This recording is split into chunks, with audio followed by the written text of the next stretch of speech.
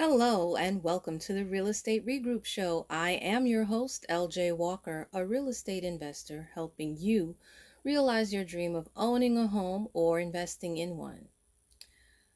Well, 2 weeks ago, the CDC decided they were going to extend the rent moratorium till the end of the year.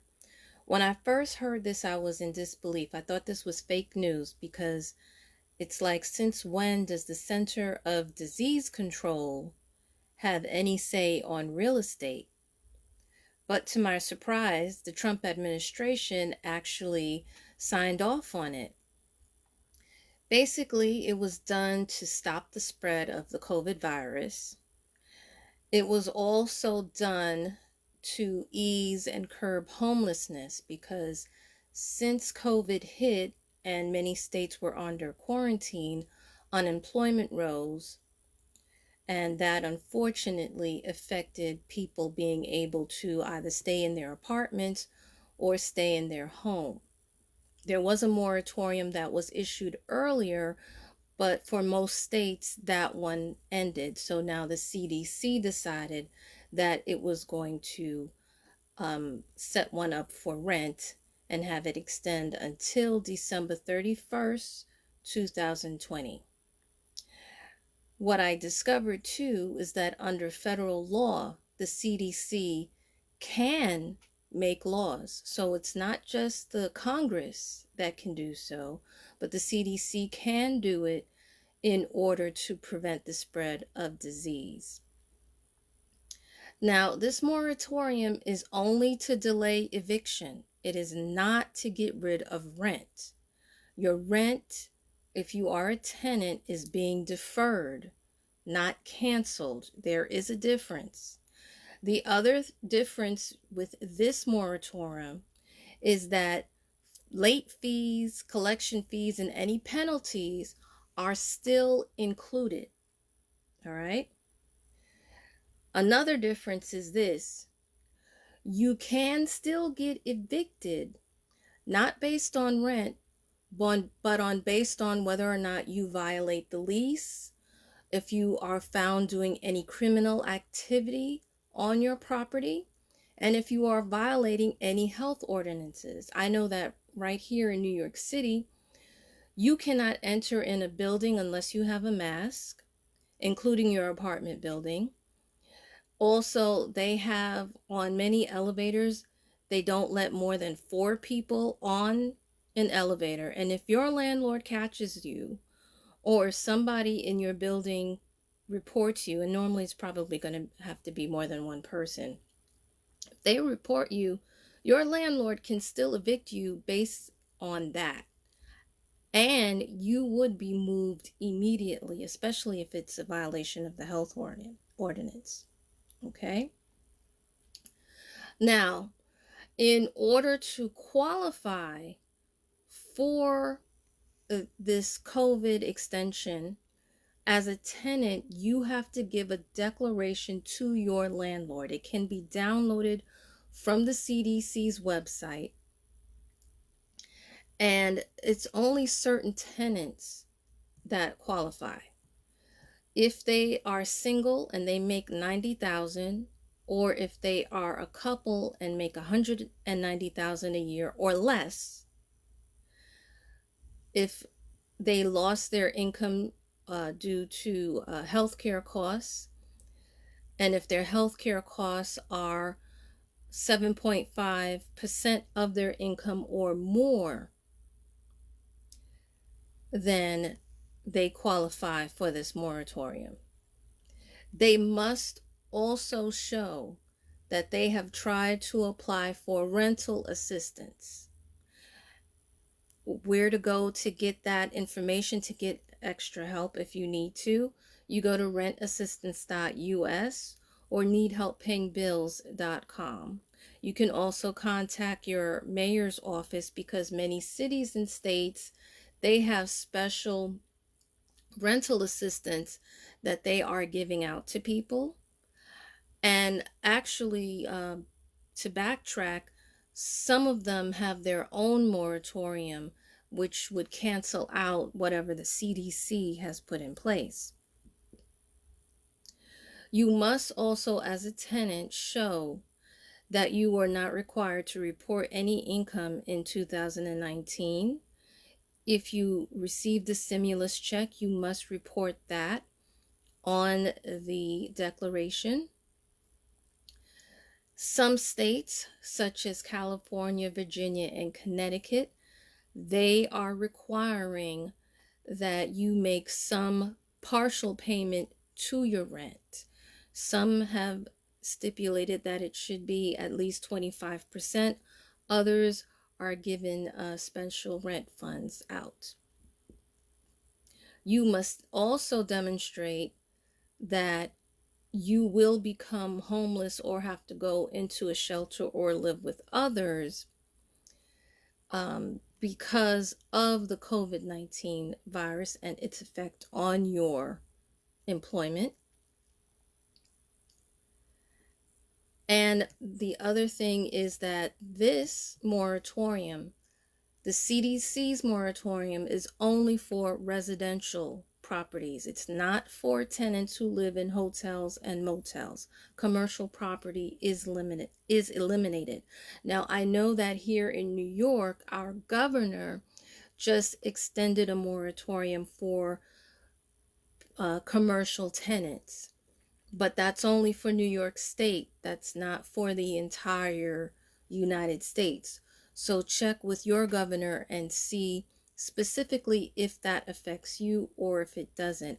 And also, if I'm not mistaken, with the commercial property for New York, it's mainly for business owners. Again, not tenants who are living in hotels or motels out here. Okay, because this CDC moratorium is for permanent residents, not seasonal residents.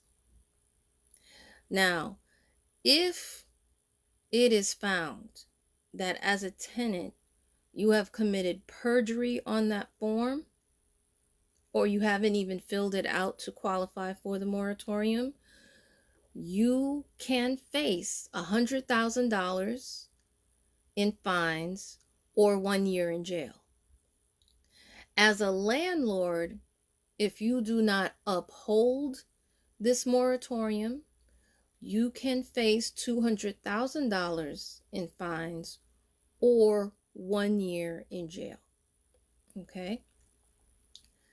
Now, as I went on the site and I began to read a little bit more, and as well as go to different forums, there was some things that I found out, and then there was one little discrepancy.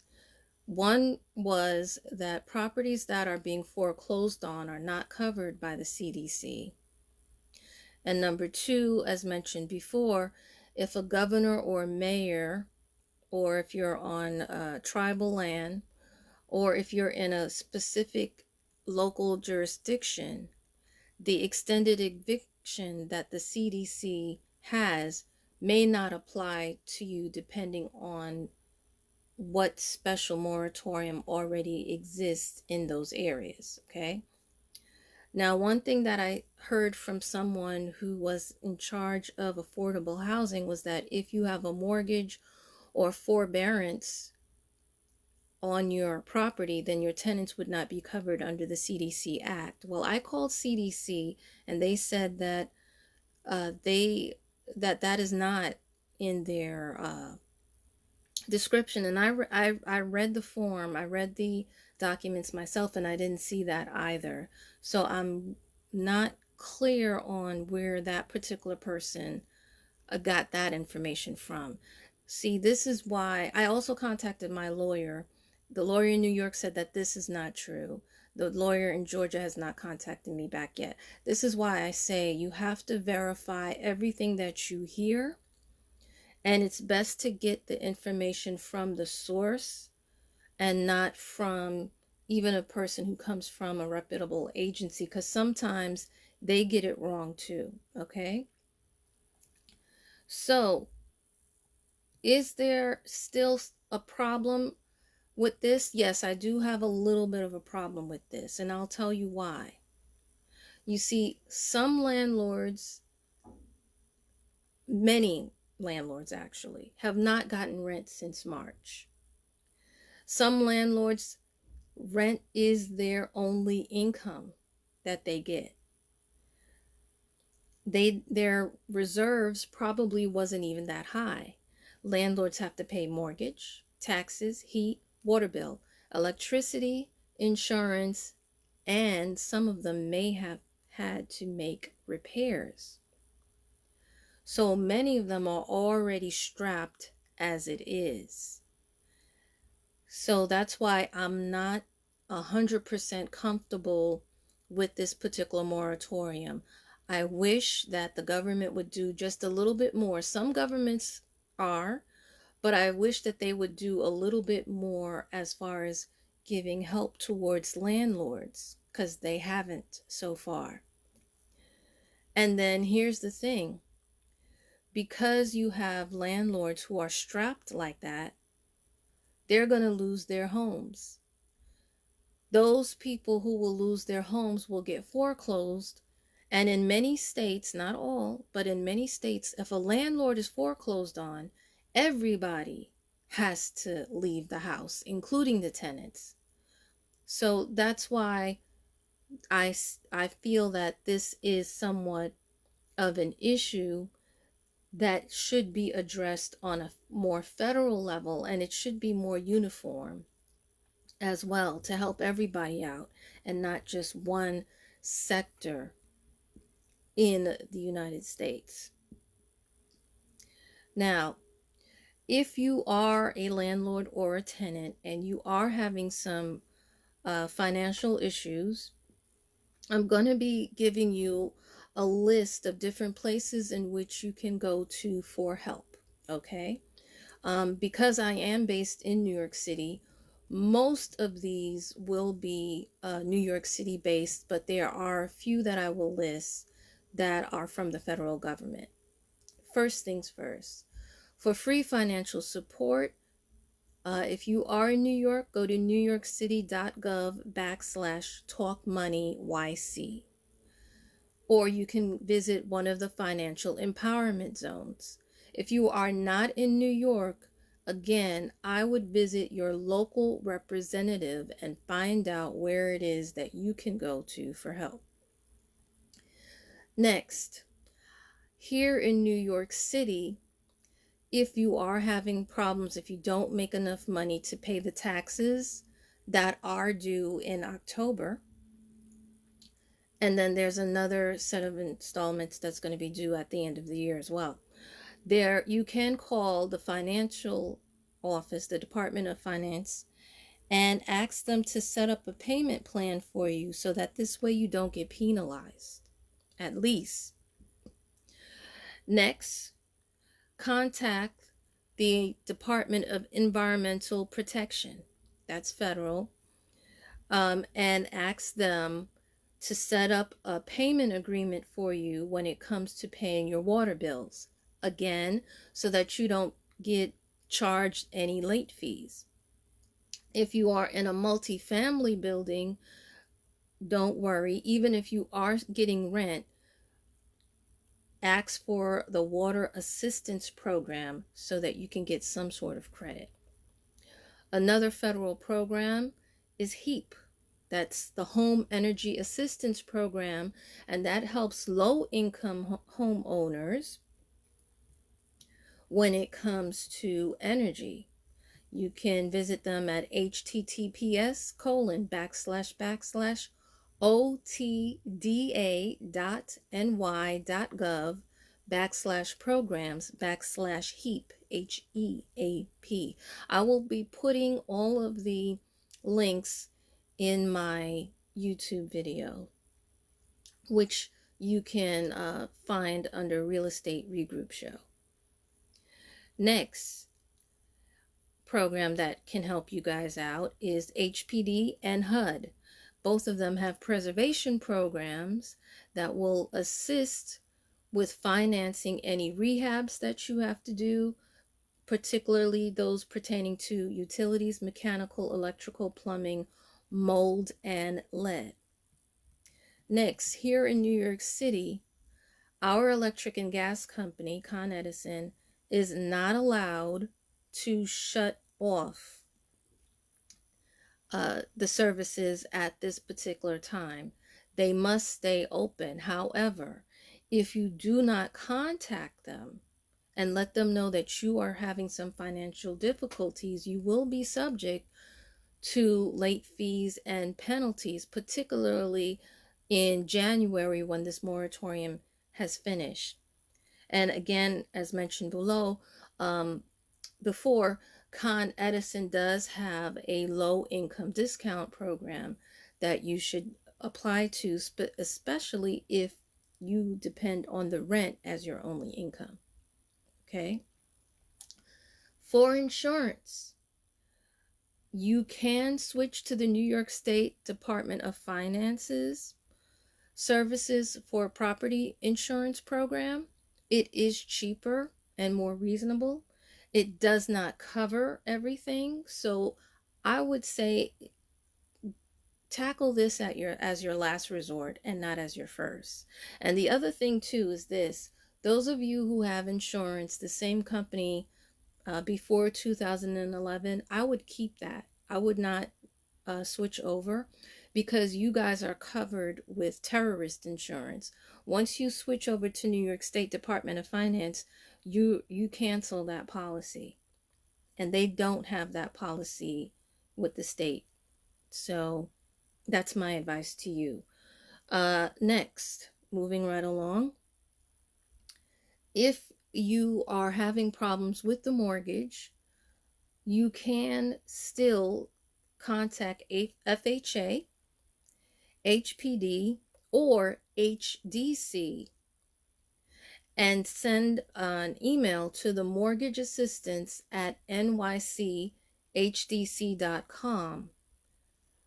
so that you don't fall behind and you won't get foreclosed on.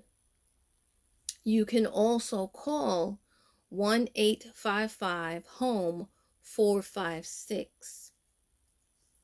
For everyone else, I would say go back and contact your lender or servicer of your loan and let them know that you are not able to make mortgage payments due to COVID-19 and loss of income, and see if they can extend your forbearance as well. If you are a landlord and you have vacancies due to COVID-19 or due to people who have left your apartment for various reasons, please note that you can contact Section 8. You can also contact various hospitals. You can contact Nurse B&B, because you still have visiting nurses and nurses from other states who are willing to go to other states that have high COVID cases. Those nurses need places to stay. If you have extra apartments and rooms, you can also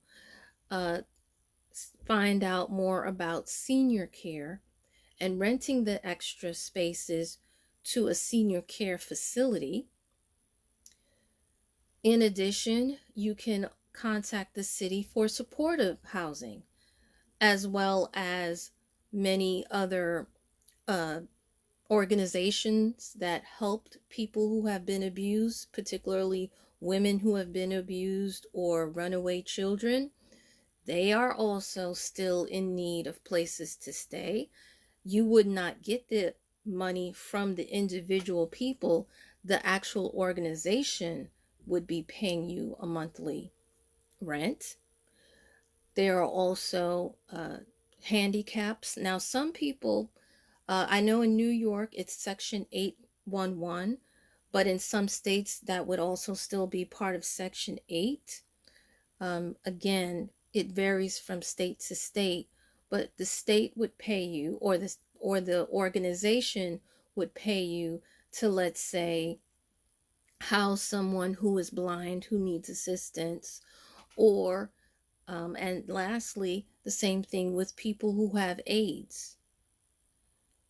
you would be getting paid by the city or state. Now, granted, your place has to be in meet certain standards in order to get approved to have any of these uh, extra programs habitate in your home.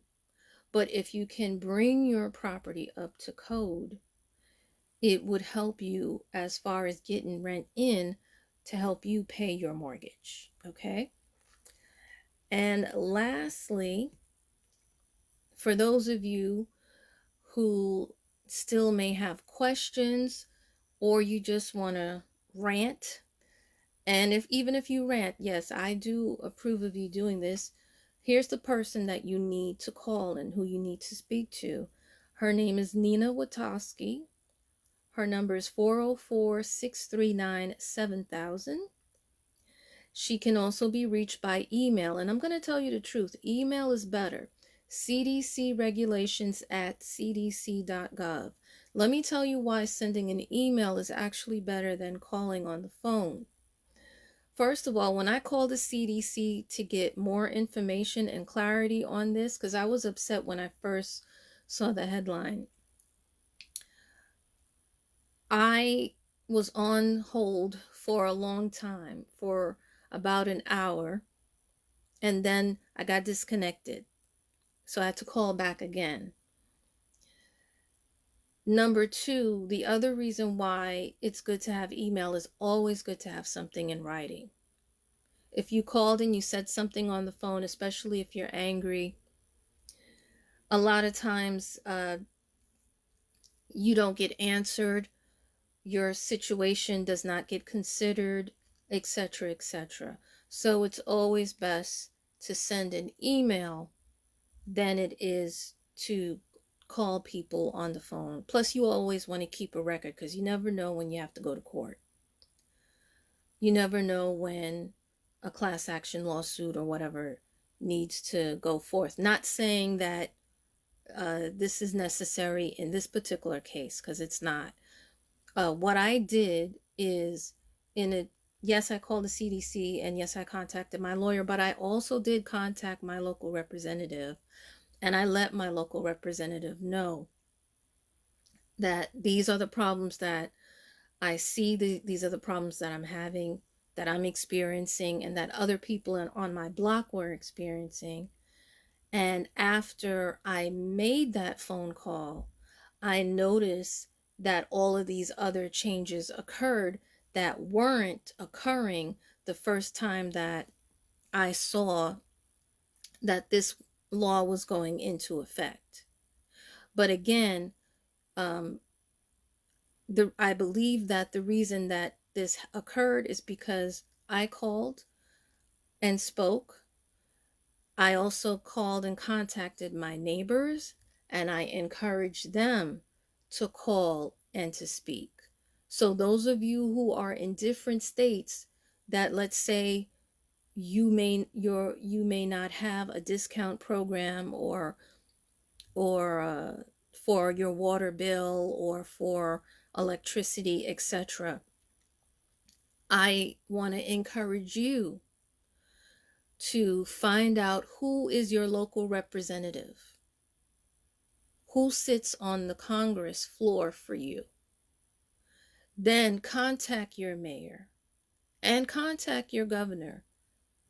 Contact also if there's any group that advocates for people such as yourself. Call them also and let them know what your concerns are. And hopefully your needs will be met. Remember, this is an election year, so these people want you to vote either them in or vote the candidate that works in their party in. So they are really all ears in hearing what you have to say, especially if you are a taxpayer, because remember, your taxes pay their salary. Okay? Well, guys, that's all I have for you tonight. Hopefully the information that I shared will help you make smart financial moves. Remember, feel free to pass this along because each one, reach one, teach one. Bye for now. Until next time, have a good night.